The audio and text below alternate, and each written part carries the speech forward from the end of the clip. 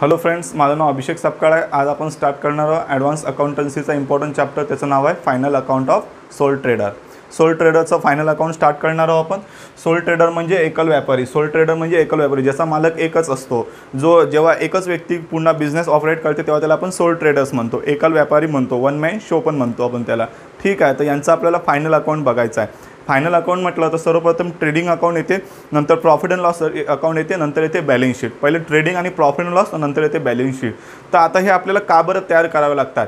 Trading, profit and loss, balance sheet का बरं तयार करावं लागतात? तर एक्सपेन्स आणि इन्कम लिहिण्यासाठी ट्रेडिंग आणि प्रॉफिट अँड लॉस अकाउंट तयार करतो आपण एक्सपेन्स आणि इन्कम लिहिण्यासाठी, खर्च आणि उत्पन्न लिहिण्यासाठी आपण ट्रेडिंग आणि profit and loss account solve करत असतो, तयार करत असतो। आणि नंतर वर्षा शेवटी आपली असेट किती आहे, लायबिलिटी किती आहे हे शो करण्यासाठी आपण बॅलन्स शीट प्रिपेअर करत असतो। तर आज आपण सर्वप्रथम बघणार आहोत ट्रेडिंग अकाउंट। सर्वप्रथम आपण काय बघणार आहोत?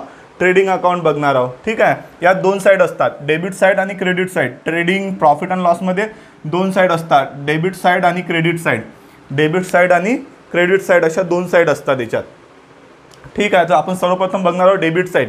तर जी डेबिट साईड असते, डेबिट साईडला एक्सपेन्स लिहितो आणि क्रेडिट साईडला लिहितो आपण इन्कम। डेबिट साईडला एक्सपेन्स लिहितो आणि क्रेडिट साईडला लिहितो इन्कम। हे जे ट्रेडिंग आणि प्रॉफिट लॉस अकाउंट असते हे कोणत्या अकाउंटचा टाईप आहे? नॉमिनल अकाउंटचा टाईप आहे।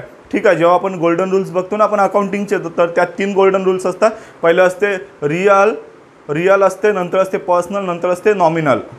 ठीक आहे, पर्सनल, रिअल आणि नॉमिनल असे तीन अकाउंटिंगचे रूल असतात। तर जे प्रॉफिट अँड लॉस अकाउंट असते आणि जे ट्रेडिंग अकाउंट असते ते नॉमिनलच्या रूलच्या नुसार तयार केला जाते। जे ट्रेडिंग अकाउंट असते आणि जे प्रॉफिट अँड लॉस अकाउंट असते ते नाही का नॉमिनल जे हे असते ना, नॉमिनल अकाउंटचा जो रूल आहे त्यानुसार ट्रेडिंग अकाउंट आणि प्रॉफिट अँड लॉस अकाउंट तयार केला जाते। नॉमिनल अकाउंटचा रूल काय? Debit all expenses and losses, credit all income and profit. Debit all expenses and losses, credit all income and profit. तर आता आपल्याला सगळ्यात पहिले एक्सपेन्स बघायचा आहे, डेबिट साईड बघायचा आहे। पहिले आपण बघायला trading account for the year ended. आपलं वर्ष कधी संपते? 31 मार्चला। वर्ष सुरुवात 1 एप्रिलला होते, वर्ष संपते 31 मार्चला। वर्ष सुरुवात होते 1 एप्रिलला, वर्ष संपते 31 मार्चला। ठीक आहे, पहिला ग्रुप आहे आपला opening stock purchase minus return carriage inward wages. Opening stock purchase minus return carriage inward wages हा आपला पहिला ग्रुप आहे। Opening stock purchase minus return carriage inward wages पहिला ग्रुप आहे आपला।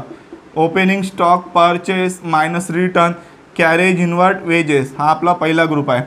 Opening stock purchase minus return carriage inward wages हा आपला पहिला ग्रुप आहे। बघा, आपण ट्रेडिंग अकाउंट का बरं तयार करतो? ट्रेडिंग अकाउंट का बरं तयार करतो?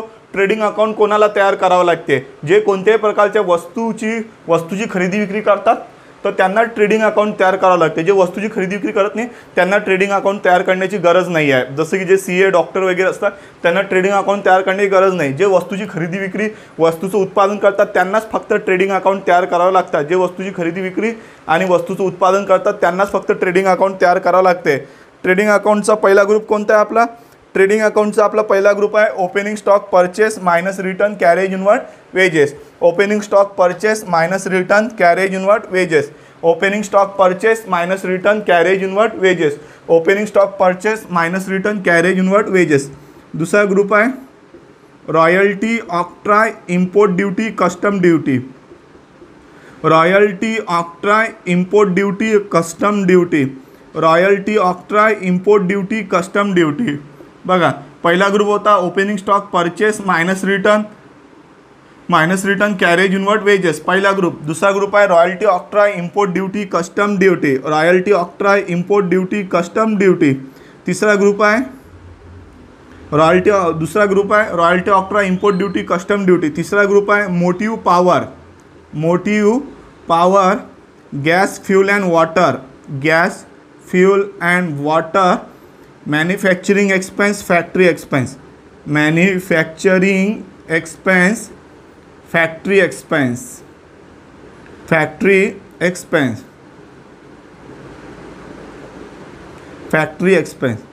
हा आहे आपला तिसरा ग्रुप। ठीक आहे, पहिला group opening stock purchase minus return carriage inward wages. दूसरा group royalty, octroi, import duty, custom duty. तीसरा group motive power, gas, fuel and water, manufacturing expense, factory expense.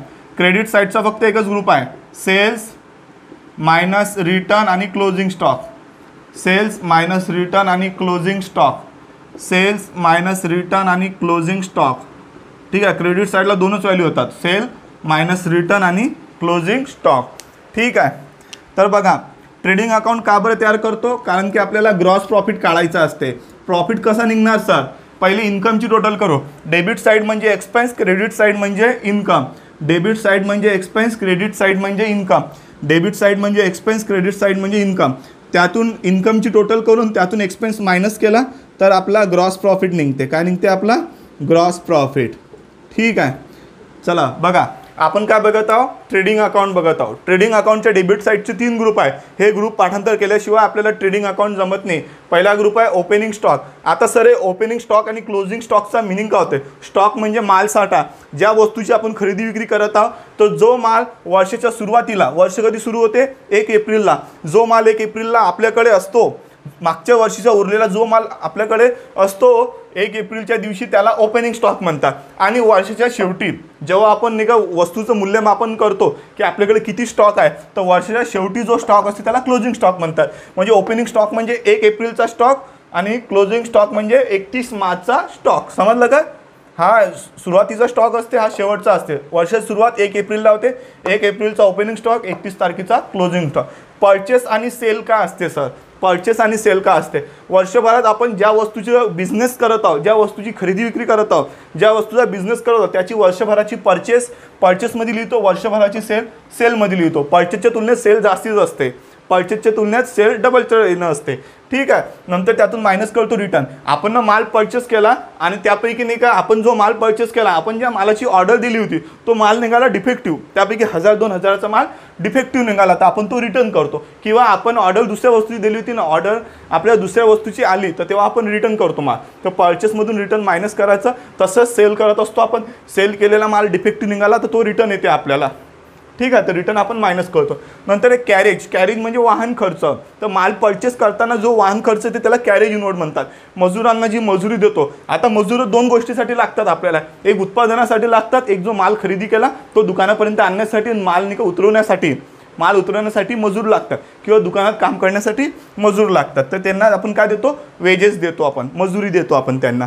नंतर रॉयल्टी काय, वस्तूचं प्रोडक्शन करत असताना विशिष्ट प्रकारच्या वस्तूचं आपण प्रोडक्शन करत असलो तर गव्हर्नमेंटला आपल्याला रॉयल्टी द्यावी लागते, अधिकार शुल्क द्यावं लागते.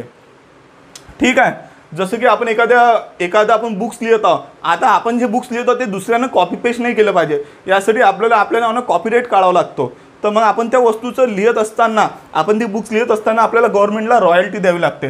ऑक्ट्रॉय म्हणजे जकात नाकेवाल्यांना देतो. प्रत्येक एका गावातून दुसऱ्या गावी जाण्यासाठी जकात नाकेवाले असतात. काय असतात, जकात नाकेवाले, त्यांना जकात नाका द्यावा लागते आपल्याला. ठीक आहे, नाका आपल्याला भरावं लागते दुसऱ्या गावासाठी, तर त्याला काय म्हणतो, ऑक्ट्रॉय. इम्पोर्ट ड्युटी, विदेशातून माल इम्पोर्ट केला तर इम्पोर्ट ड्युटी गव्हर्नमेंटला द्यावी लागते. कस्टम ड्युटी, महागड्या वस्तू आणल्या तर कस्टम ड्युटी द्यावी लागते. नंतर आहे मोटिव्ह पॉवर, हा फॅक्टरीचा खर्च आहे. फॅक्टरीमध्ये जी इलेक्ट्रिसिटी लागते त्याला मोटिव्ह पॉवर म्हणतात. Gas, fuel and water bill लागते फॅक्टरीमध्ये. मॅन्युफॅक्चरिंग एक्सपेन्स, उत्पादन करताना येणारा खर्च आणि फॅक्टरीचा खर्च. तर ओव्हरऑल तुम्हाला सांगायचा उद्देश एवढाच आहे की माल खरेदी केला जो खर्च होणार आणि उत्पादनाच्या वेळेस जो खर्च होणार तो येणार ट्रेडिंगच्या डेबिट साईडला. ट्रेडिंगच्या क्रेडिट साईडला 2च व्हॅल्यू येणार आहे, सेल आणि क्लोजिंग स्टॉक. काही माल विकला, काही माल उरलेला आहे. 1 तारखेचा माल ओपनिंग स्टॉक, 31 तारखेचा माल क्लोजिंग स्टॉक. तुम्हाला जर ट्रेडिंग अकाउंट जमलं पाहिजे अशी तुमची इच्छा आहे तर तुम्हाला सर्वप्रथम ट्रेडिंग अकाउंटचे 3ही ग्रुप, डेबिट साईडचे आणि क्रेडिट साईडचे एक ग्रुप तोंडपाठ करावं लागेल. तोंडपाठ कसं करायचं, हा ग्रुप इथपर्यंतच पाठांतर करायचा. Opening stock purchase minus return, carriage inward wages. Opening stock purchase minus return, carriage inward wages. दुसरा group royalty, octroi, import duty, custom duty. Royalty, octroi, import duty, custom duty. Royalty, octroi, import duty, custom duty. Royalty, octroi, import duty, custom duty. तिसरा group motive power, gas, fuel and water, manufacturing expense, factory expense. Sale, closing stock, sale minus return, closing stock. हा झाला क्रेडिटचा group. क्रेडिटची total करतो, डेबिटला लिहितो, सगळे expense minus करतो, ग्रॉस प्रॉफिट काढतो. ट्रेडिंग अकाउंट बनवण्यामागचा सर मेन उद्देश काय आहे सर? ट्रेडिंग अकाउंट बनवण्यामागचा मेन उद्देश काय आहे तर ग्रॉस प्रॉफिट काढणं. ग्रॉस प्रॉफिट काढणं हाच मेन उद्देश आहे ट्रेडिंग अकाउंट बनवण्यामागचा. अशा प्रकारे आपण अशा प्रकारे आपण ना काय बघितलं, ट्रेडिंग अकाउंट बघितलं. ठीक आहे. तर उद्या आपण काय बघणार आहोत, नेक्स्ट लेक्चरला आपण काय बघणार आहोत, नेक्स्ट लेक्चरला याच्यानंतरचं जे असते प्रॉफिट अँड लॉस अकाउंट, ते प्रॉफिट अँड लॉस अकाउंट आपण डिटेलमध्ये पाहणार आहोत. ठीक आहे.